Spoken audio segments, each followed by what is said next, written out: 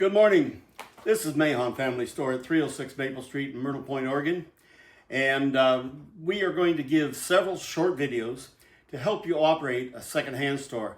Been in this business for a long time, but there's a lot of different things that go into this type of operation. Where, when, and why. The sacrifice you will need to endure to make sure that you are successful. How much room will you require? Living where you work. Why you need so much space. Not everybody wants the same thing at the same time, where you will excel over your local competition. So back to the first. Operating a secondhand store. You need to have a real desire for it because it takes commitment, it takes time, and you're going to have to be constantly out there looking for merchandise.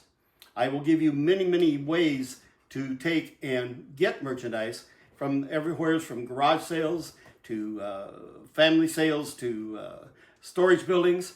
All of those things will help provide you with all the necessary merchandise you need to sell.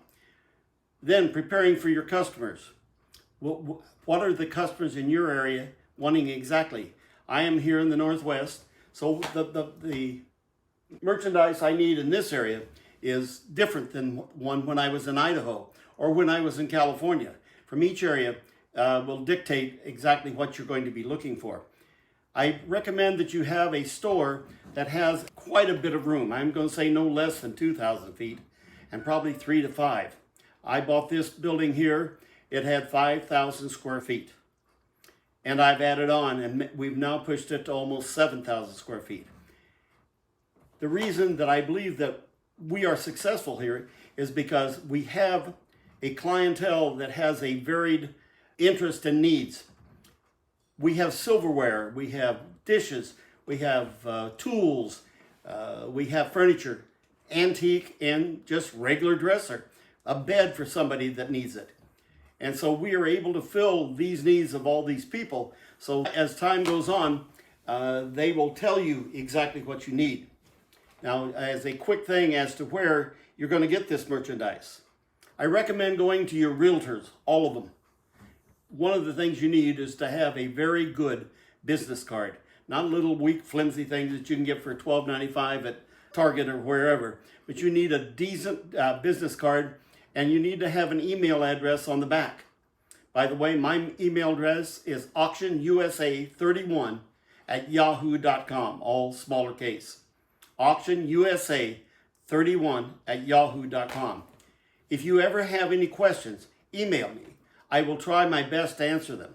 Am I perfect and do I know it all? No, but I will try and give you an answer that will be responsive. When we start setting this store up, I thought I would never get it full. Well, right now I'm guessing that we have close to 100,000 items. If you counted them all the wrenches and the knives and forks and all of that kind of stuff, we have a lot of items in the store. We've got our knick-knack area where the people have everything from beads to sewing stuff. We have the fishing and hunting area with all of the outdoor goods. Then we have all the furniture. Then you go in the tool room, there's wrenches and all the different things, sockets, sledgehammers, power tools galore. But one of the ways to get this is that I go to all of the realtors and they know that I will go into a home, I will strip it out completely. You'll need a trailer and a truck to do this, but you will take everything in the house. You take the good with the bad, and you will figure out what it's going to cost you to take what you don't want to the dump. Or we have what we call a free box in front of the store, and that free box is visited on a regular basis by a lot of people because some very good items go out there. You can only sell so many coffee cups. We often get 20 or 25 out of an estate. But in these estates, we go in and we take everything and we leave the place broom clean. Absolutely broom clean. We take the trash, we take the clothes. And what you need to do is figure out ways to get rid of all of that stuff. I have a lady locally here that takes our clothes and all of our books. Books is another thing that's hard to sell because it's so much room for what little you can get out of them. So she takes all of them and distributes them in another town locally here and gives them to a church, and they distribute all of those clothes and those books. So you need to find options for anything that you don't think that you can sell.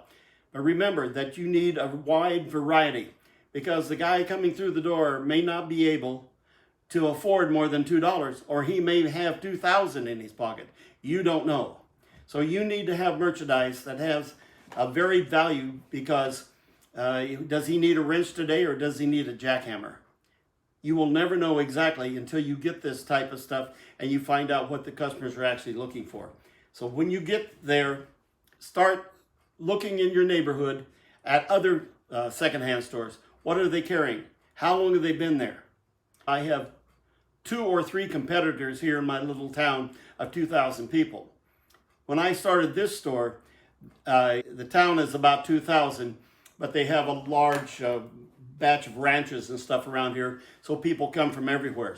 Right now, because of what I will talk to you about later about advertising, people drive as far as 3 hours to get here to buy some item that we have.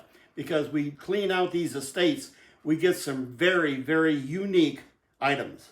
There was a pawn shop out of Las Vegas, and one of their statements was always, "I never know tomorrow what is going to come through the front door." Well, I never know what's going to be in that next estate. We usually have 1 or 2 a month and that come in. So with this, I'm going to quit today, and we will probably be back within 2 days and give you another segment. Thank you.